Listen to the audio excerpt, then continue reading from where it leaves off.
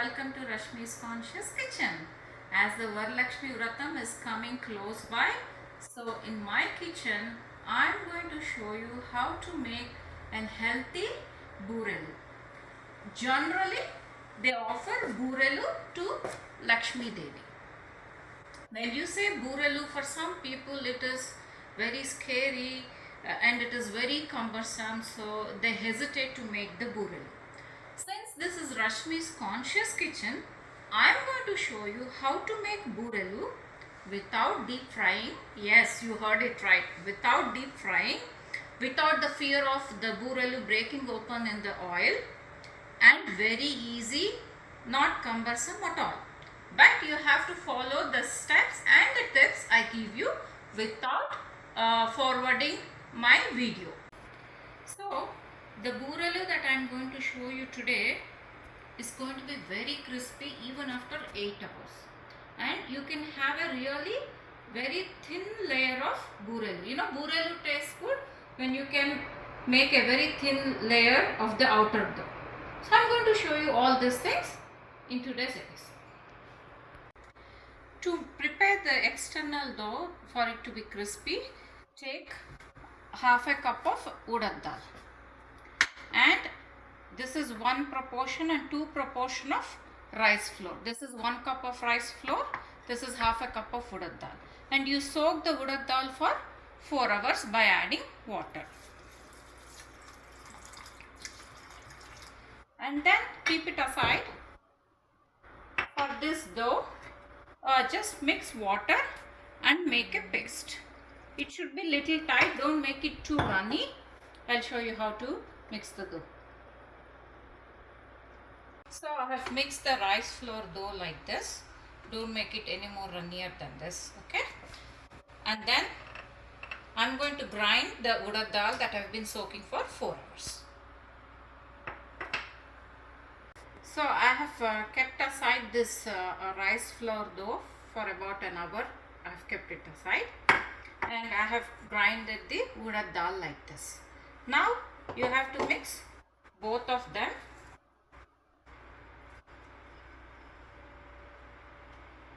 And add a pinch of salt, otherwise the dough will be very bland. Not too much because it's a sweet dish, just a pinch of salt and mix it well. So after mixing the dough well, this is how it looks. Mix it really well with your hands. So the consistency of this dough should be little more runnier than this. If it is too tight, the Boorelu will not come out well, okay? It should not be too runny also. See? This is the important step. Like this. So now let's see how we can prepare the filling or the puran. Okay, for the puran, if you have taken 1 cup of rice flour for the dough, you take 1 cup of Channa dal, right? And you soak it for an hour and then pressure cook it. Then it really cooks very well. So 1 cup of Channa dal, add 2 cups of water and then pressure cook it. Okay? I have pressure cooked the Channa dal. So if you have excess water, I want you to drain the water. Please keep in mind, you should not have any excess water for the filling or the puran. If you have lot of water, you cannot make balls. Okay? Water. Now when it is hot or warm itself, you have to grind. When you grind the dal, you know, you get a really fine paste and it's very tasty and you can make the balls easier instead of just smashing it with a spatula. Filling the puran like this. Now let's prepare the jaggery syrup. So if you have taken 1 cup of Channa dal, take 1 cup of jaggery. So 1:1 proportion. In a bowl I have added only 1 tablespoon of water. Don't add more. And add the jaggery. And then, so I have mix jaggery with little bit of water and this is how it is. You don't have to get any string consistency or anything. Make sure all the jaggery is melted and it becomes a syrup like this. Now you can add the grinded pooran.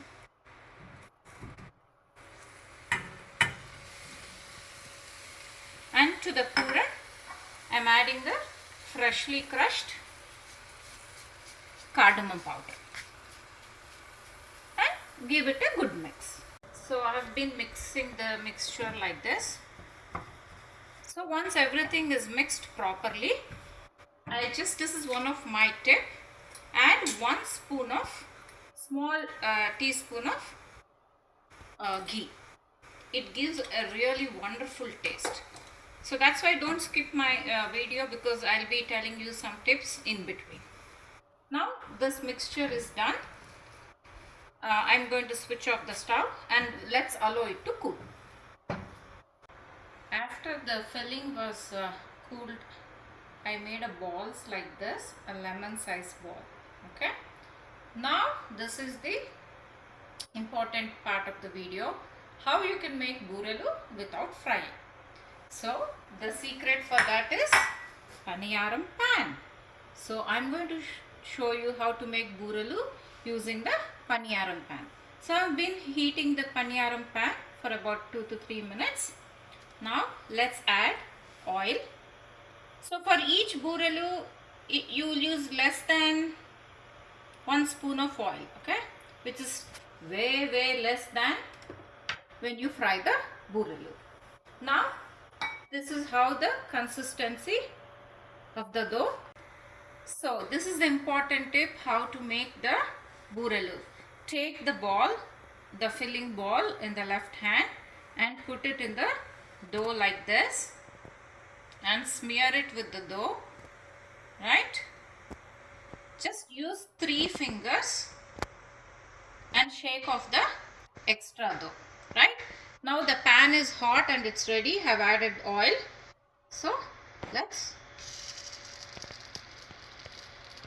put the Boorelu like that. So take the dough, the pooran filling in the left hand.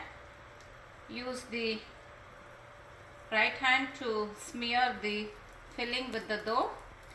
See, even amateurs who are very new to this can also make this without any difficulty. See, I'm showing you. I have one more tip for you. If you say, Rashmi, I don't know how to smear the filling and then put it on the pan, I have one more easy way for you to do. What you have to do is take a spatula like this, pour the dough, right, and then put the filling and then cover it with the dough again. This will also come out good. Once it is done like this, add a little bit of oil when it is cooking. This is way less than when you fry the Boorelu. So the important thing is, you should not flip around the Boorelu when it is cooking. It should be really done well one side.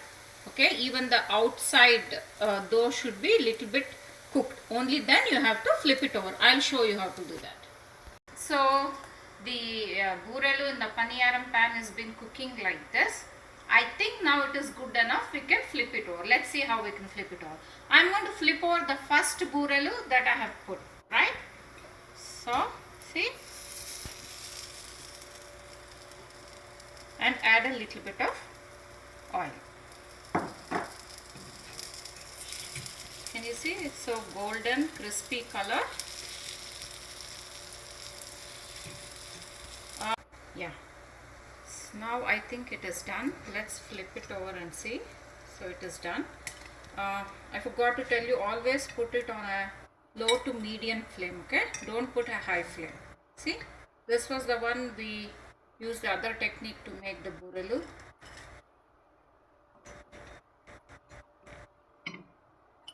So see, it's well done now. It's going to stay crispy till the end of the day. If you use the exact proportions that I have mentioned you, they're going to be so crispy, and if you offer it to people, they don't know the difference that whether I have deep fried the Boorelu or I have done it in the paniyaram pan. So I'm going to offer the Boorelu to Lakshmi Devi.